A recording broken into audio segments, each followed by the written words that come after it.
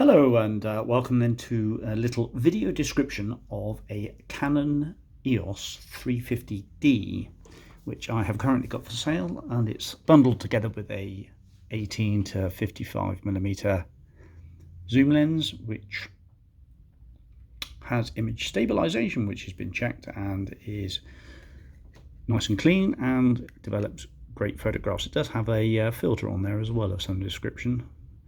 I've tried to budget, I don't think I can get it off, but it is the image stabilizer focal length 3.5 to 5.6 18 to 55 EFS, specifically designed for EFS cameras.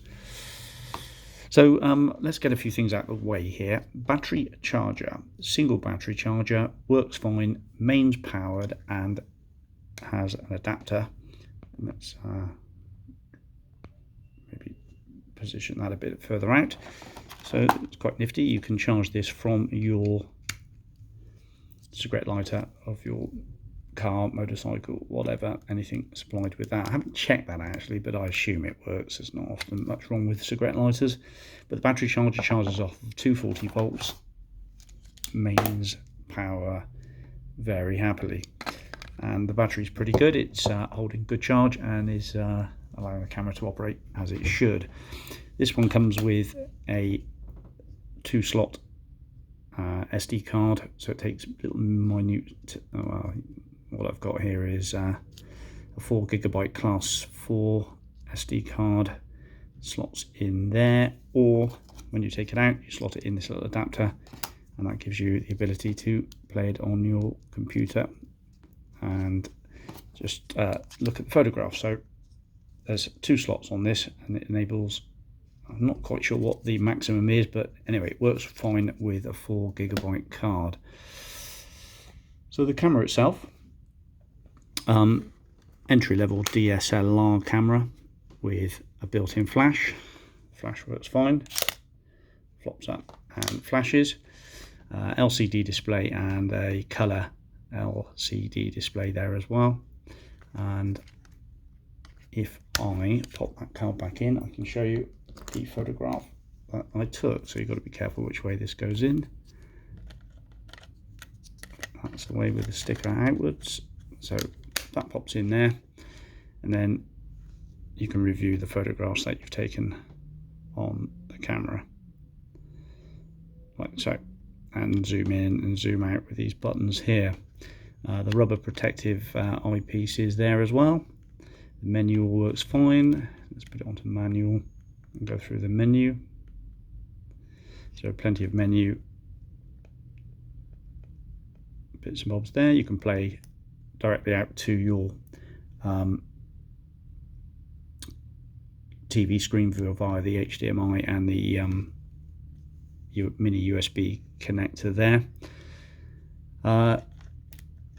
Lots of settings at the top here. The instructions aren't with it in hard copy, but you can easily find them on Canon's website. I can send them to you. It's a PDF document and it'll run you through what you need to know. There's a hot shoe on the top, so you can run a flash. I have got some flash bits of an extra flash or two kicking around if anyone's interested. But it's fared well actually, this camera. It's not looking too bad at all in overall condition. And there's a body cover there as well. Let's just remove that to reveal the mirror. And like all mirrors at this sort of age, showing a few specks of dirt, but nothing to impede the photographs. The photographs are spot on, and it works with the image stabilizer and the autofocus perfectly on that lens there. So why would you buy one of these? Well, you get exposure settings of ISO and aperture and shutter speed. So reasonable shutter speed on this. Just basically a good entry-level DSLR. Probably quite expensive in its day, but not worth a lot now. I mean, 8 megapixels, everyone's going to say, well, they do 16s, 20s, 30s, 50s, all that sort of thing now, but you know, that's only really a lot of good if you're blowing pictures up to a huge size, so it doesn't really matter.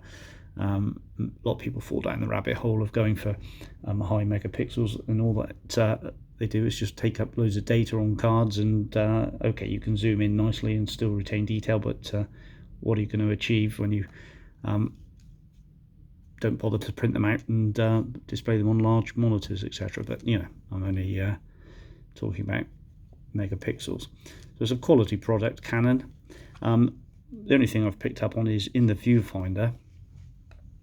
Can we see it? What have we done? We've taken that off. Let's just undo that.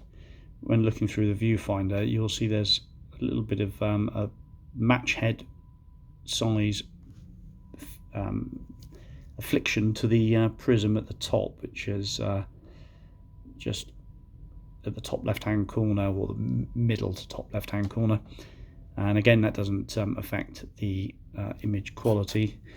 It's really just something that's happened to the camera over the years, but the shutter speeds all work fine and the settings and everything's all good. So that's the camera body, and just looking in there, there's a little bit of wear on there, but nothing much. In fact, we should have had a light on, shouldn't we, to demonstrate it a bit better. There is a tripod, like every camera really, a tripod mount there.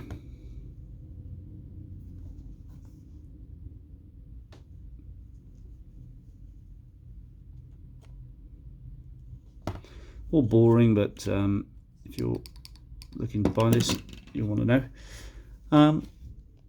Camera strap, Canon EOS Digital, looks like the original. Pretty clean condition actually. Obviously done some work, but is all good. Coming on to the lens, it has got some sort of lens protector on the end. I don't think it's a UV filter. It's got a little bit of a few marks. I can't remember if it unscrews. Let's have a. No, I think it's dead on, stiff on there. So go very carefully if you want to remove them. I've had this before. You can't unscrew some of these things once they've been on there for a while. You're in danger damaging their focus ring, so best to just leave it on there. And the lens is nice and clean. It's free of dust and fungus and all the rest of it, so it looks pretty good. Just looking down through there. They're not worth a lot, these. They're only the kit lens, but this is the image stabilizer one. Autofocus, image stabilizer. They are a bit stiff, these switches, actually, on this one. But I can't see much reason why you wouldn't leave the AF and the stabilizer on for just general shooting. Little bit of grime and stuff in there, but that zoom ring feels nice. And let's just switch it to manual. That feels nice as well. So 18 to 55 kit lens with rear and front protectors, and your Canon camera with its body connector on there. So basically everything to get you going to do a bit of photography. Thanks for watching. Bye bye.